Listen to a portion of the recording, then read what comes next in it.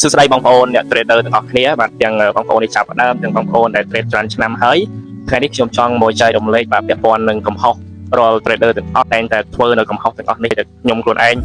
តាំងពី trade ចាប់ផ្ដើមរហូតមកដល់បច្ចុប្បន្ននេះក៏នៅតែ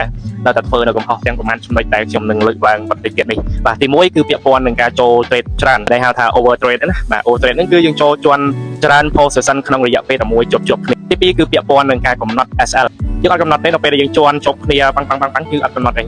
មូលហេតុគឺបើសម្រាប់ខ្ញុំខ្លួនឯងផ្ទាល់គឺខ្ញុំគិតថាខ្ញុំចូលច្រើនហើយដៃគឺបំរុងតែចំណេញគឺកាត់ដែរបាទមានណានៅពេលវាផ្សារវាខ្លះសិនស៊ីបងប្អូនវាឧទាហរណ៍ថាយើងបាយចោះជន់បាយមានណាវាចោះមើលក្រមវាចោះហើយវាអត់មានបណ្ដៃវាចោះយកតម្រាប់អញ្ចឹងកន្លែងហ្នឹងគឺជាកំហុសបាទកំហុស trader ទាំងអស់គឺ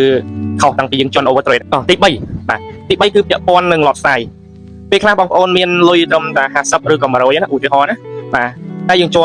lot size ធំខ្ញុំខ្លួនឯងបាទខ្ញុំឆ្លងកាត់ខ្ញុំធ្លាប់ហើយលុយតិចតួចទេប៉ុន្តែចង់បានត្រីធំបាទទីបំផុតគឺដាច់ទាំងលុយដាច់ទាំងខ្សែតូចបាទនេះគឺកំហុសទី4គឺពាក់ព័ន្ធនឹងបាទអារម្មណ៍ទោះបីជាបងប្អូនមានយុទ្ធសាស្ត្រ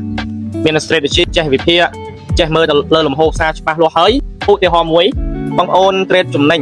សក់ប៉ុន្តែខាតនៅសក់ខាតអញ្ចឹងអារម្មណ៍ពេលហ្នឹងហើយគឺយើងត្រូវតែទាញយកអផលចំណេញហ្នឹងគឺមកវិញឲ្យទល់ទៅបានទីបំផុតអីគេដាច់ account ពិបាកចិត្តហូចចិត្តអញ្ចឹងដូច្នេះបើសិនជាបងប្អូននៅតែធ្វើបាទនៅតែអនុវត្តបែបនេះគឺ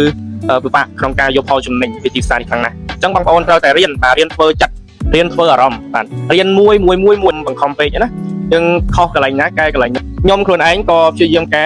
បាទព្រោះដឹងថាវិស័យនេះហានិភ័យគ្រប់ពេលវេលាអញ្ចឹងហើយគឺតម្រូវឲ្យយើងប្រុងប្រយ័ត្នផ្ដោតលើប្រាក់ចំណេញខ្លាំងពេកបងប្អូនត្រូវតែបាទផ្ដោតទៅលើការគ្រប់គ្រងហានិភ័យជាមុនសិន